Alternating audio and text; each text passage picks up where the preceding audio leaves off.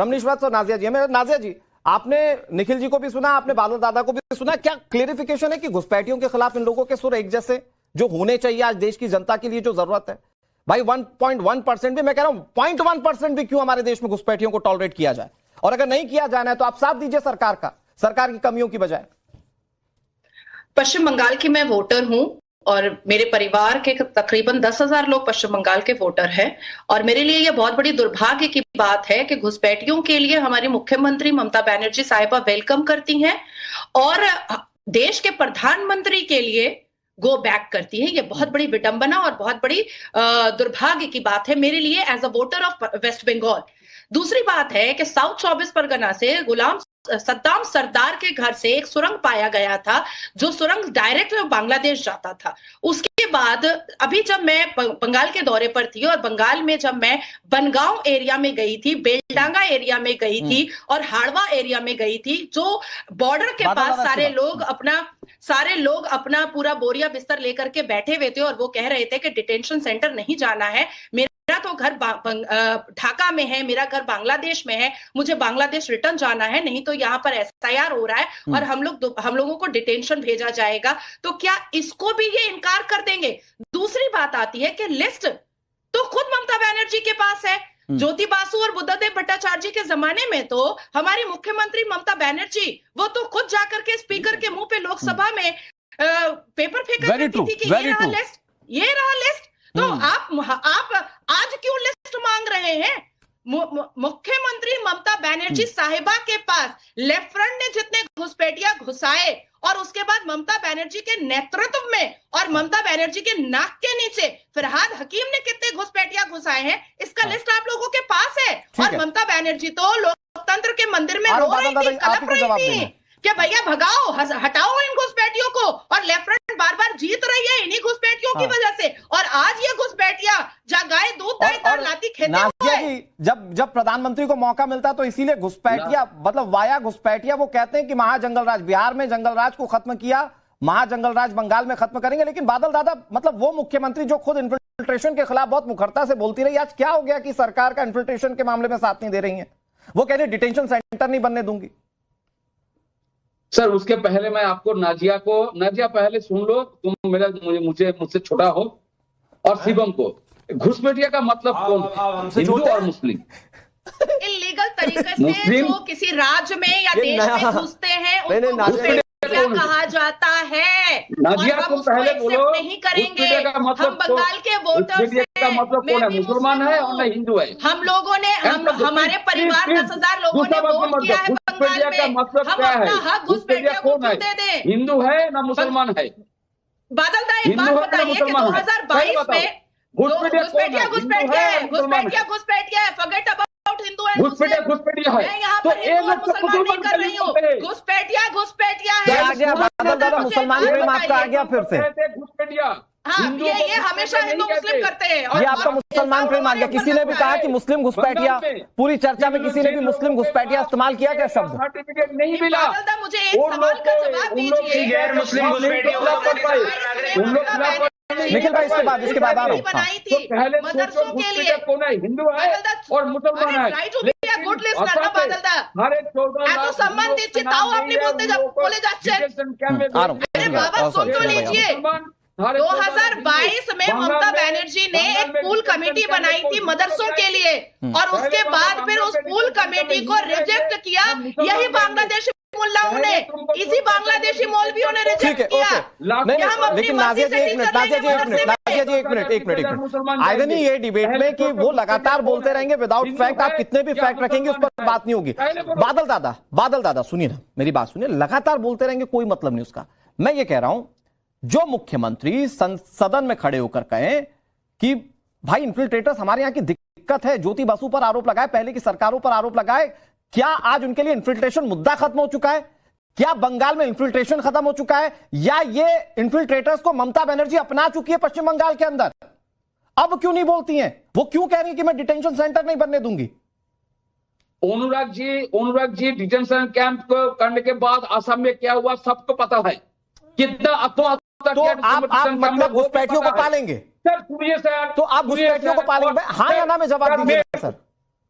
मतलब क्या हुआ असम में उसकी वजह से पश्चिम बंगाल में ना बने? सर 2 सेकंड टाइम मांगूंगा। डेमोग्राफिकल चेंज होगा बादल साहब, बता दीजिए और संविधान का आर्टिकल 327 और 324 इस बात की अथॉरिटी देता है इलेक्शन कमिशन ऑफ भारत लगता है बड़ा के लिए। अरे थोड़ा संविधान मान लो बादल साहब, अरे थोड़ा संविधान मान लो, मुझे पता है बड़ा दिलचस्प है। ओके ओके नाजिया जी, बादल देवनाथ जी, ओके शिवम जी और निखिल जी, मैं आ रहा हूं आप सबके पास। बड़ा दिलचस्प है रमनीश जी कि कोई खुलकर, मतलब हमारे देश में मैंने पूछा कि क्या कोई अपने घर में 1% भी किसी और को कब्जा करने देगा? कोई भारत को अपना घर समझकर यह कहने को तैयार नहीं कि नहीं ये घुसपैठिए एक्सेप्टेबल नहीं। ये वोट बैंक की चाहत ऐसी है क्या कि सिर्फ इन्हीं की बदौलत जीतेंगे इसलिए इनको रखना जरूरी है? बिल्कुल।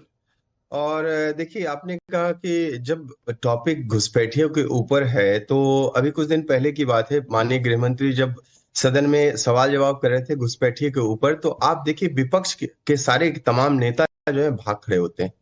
अरे टॉपिक जब घुसपैठियों के ऊपर है, चर्चा जब घुसपैठियों के ऊपर हो रही है, तो विपक्ष के नेता क्यों भाग जाते हैं? विपक्ष के नेता क्यों भाग जाते हैं? ये रिश्ता आखिर क्या कहलाता है? ये रिश्ता तो तभी शुरू हुआ था जब राजीव गांधी जी के समय की बात करें, आईएमडीटी एक्ट को खत्म नहीं किया गया, उल्टा संरक्षण मिला। असम में बात करें कि जो इलीगल माइग्रेंट्स थे 1983 तक लागू रहा, इस कानून ने घुसपैठियों की पहचान लगभग नामुमकिन कर दी। केंद्रीय और देखा जाए तो राजीव गांधी जी के समय में जिस तरह के चीजें होनी चाहिए, समझौता जो 1985 एक्ट जो असम समझौता है, 1971 के बाद आए अवैध घुसपैठी की पहचान और निष्कासन होगा। लेकिन राजीव गांधी जी के समय में न तो एनआरसी लागू हुआ, आप कह रहे हैं आज घुसपैठ तो कांग्रेस की बदौलत। तो हाँ बिल्कुल बिल्कुल, इसमें कोई दो राय नहीं है। लेकिन बात है कि प्रधानमंत्री मोदी जी, आप बताइए कि प्रधानमंत्री मोदी जी को आप गो बैक के नारे लगा रहे हैं, और यहाँ पे ये निखिल जैन क्या कह रहे हैं, साइमन गो बैक। तो साइमन गो बैक की आप तुलना प्रधानमंत्री मोदी जी से आप कर देंगे? अरे कहाँ हैं आप? कहीं नहीं है। आप देखिए ना कि क्या हालत हो गई है आपकी। और मोदी जी ने बिल्कुल सही कहा, महाजंगल राज कहा ना बंगाल को, क्योंकि बंगाल में कानून नहीं है। आप है, डर उन्हीं को है जिनकी राजनीति फर्जी वोटों पर टिकी हुई है। ओके निखिल जी जवाब दें, उसके बाद शिवम भाई के पास जा रहा हूं। अवैध घुसपैठी रोकी जा सकती है। निखिल जी देखिए, सबसे पहले तो ओके पैनल पे पहले एक मिनट ने एक समुदाय का कानून नहीं है।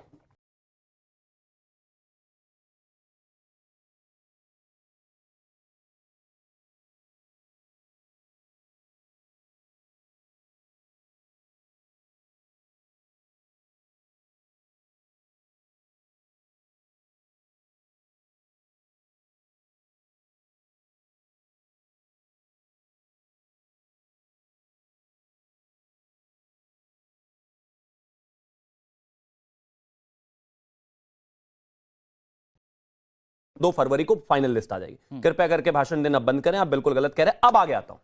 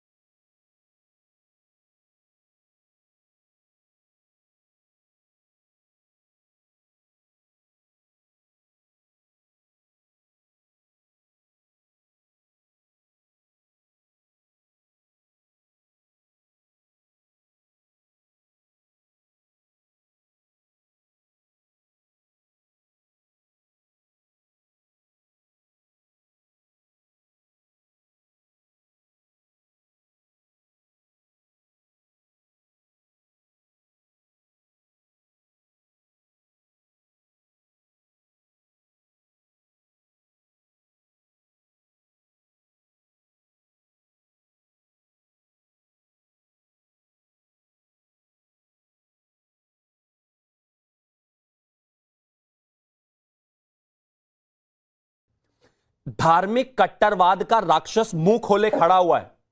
धार्मिक कट्टरवाद का जो राक्षस है वो मुंह खोले खड़ा हुआ है। और अगर समय रहते हुए ममता बनर्जी बंगाल से नहीं गई तो जैसे दीपू दास का हाल हुआ, यही हाल आप आने वाले समय में मालदा, मुर्शिदाबाद, दिजनापुर, नदिया, इन सब जगह देखेंगे। हाल आप आने वाले समय में मालदा, मुर्शिदाबाद, दिजनापुर, नदिया, इन सब जगह देखेंगे। हर जगह जिस तरीके से जनसंख्या विस्फोट और जिस तरीके से इनइक्वालिटी हो रही है, जिस तरीके से बदलाव हो रहा है, डेमोग्राफी जिस तरीके से चेंज हो रही है, दीपू दास को किस तरीके से बंगाल में पहले मारा गया सिर्फ उसके हिंदू होने की वजह से, फिर उसको जलाया गया नग्न करके, यही स्थिति पैदा करेंगी। ममता बनर्जी का ये घुसपैठिया प्रेम, ये प्रेम, बांग्लादेशी प्रेम आपको ऐसी स्थिति में ला दिया जाएगा जैसे कि मुर्शिदाबाद, जैसे कि नादिया, जैसे कि दिजनापुर, जिस तरीके की स्थितियां वहां पर 50% से ज्यादा जनसंख्या को बढ़ा दिया गया है घुसपैठियों को लाकर। एक मिनट, अगर ये हाल रहा तो यही दीपू दास जैसी तस्वीरें आपको आम हो जाएंगी और कल यही धार्मिक राक्षस जो है इस हिंदुस्तान को खाने का काम करेगा। नहीं शिवम भाई, ना रहना और जाना वहां से बेहद जरूरी है। मैं कह रहा हूं शिवम भाई, एक चीज और कहना चाहता हूं, आप कह रहे हैं बांग्लादेश के रास्ते पर है, मैं कह रहा हूं अगर यही स्थिति रही, अगर ममता बनर्जी बंगाल में फिर से लौट कर आती है तो हालात वही कर देंगी जैसा दीपू दास के साथ हुआ। और मैं एग्जांपल दे रहा हूं आपको, जल्दी से एग्जांपल दे रहा हूं। कह रहे हैं घुसपैठिए हिंदू मुस्लिम सब एक जैसे, एक हिंदू वहां से जान बचाकर भागकर आ रहा है दीपू दास जैसा, ताकि उसको मारा ना जाए, ताकि उसको पीटा ना जाए, ताकि उसको नग्न ना किया जाए, ताकि उसको पेड़ से बांधकर जला ना दिया जाए। और एक मुस्लिम सिर्फ इसलिए आ रहा है क्योंकि यहां पर आकर अवैध एक्टिविटीज करनी है। दोनों बराबर कैसे हो गए? ओके बादल दादा, बंद कर दीजिए। बादल दादा, यही स्थिति पैदा कर देंगे। बहुत गंभीर बात कही है शिवम त्यागी ने। बादल दादा, आज क्या बांग्लादेश के रास्ते पे चल गया क्या बंगाल, अगर इन्फिल्ट्रेशन को आप बसा रहे हैं तो?